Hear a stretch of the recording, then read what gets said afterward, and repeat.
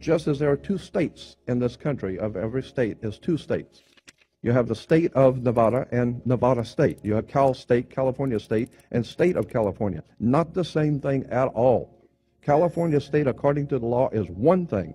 State of California is totally different. Has nothing to do with each other at all. It's the difference between being a lawyer and an attorney. Has nothing to do with them at all. It's totally separate words, means totally separate things. Consequently, when you understand how words and terms are used and symbols are used, then we go back to the idea of the court, and as I said, there is no law in this country on any books that applies to you. None. All law in the Western civilization applies only to cooperations, co-ops. All law applies only to corporations, period, across the board. No other, end of sentence. Consequently, there is no law that applies to you personally, so consequently, the system has made each one of you a corporation.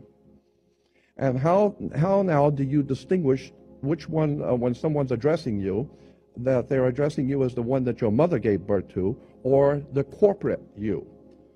Very simple. According to British law, when you sign your name, upper and lower case, that is applying to your body. Your flesh and blood self is spelled, according to British and American law, upper and lower case, capital letter, lower case. That's you, your personal self. There is no law that can be applied to an upper and lower case name, period. No law at all can be applied to an upper and lower case name because there is no law over you. Therefore, every piece of important bills, insurance, driver's license, identification, taxes, I don't care what it is. If it's a piece of business, period, in any kind of way, shape, or form, your name must, by law, international maritime admiralty banking law, your name must appear in all capital letters. You will never get a bill or anything that has your name upper and lower case because there is no law that applies to an upper and lower case name, period. So if Sears is going to send you a bill, if you go into Baskin Robbins or Sears and you order a pair of shoes, what are you going to do?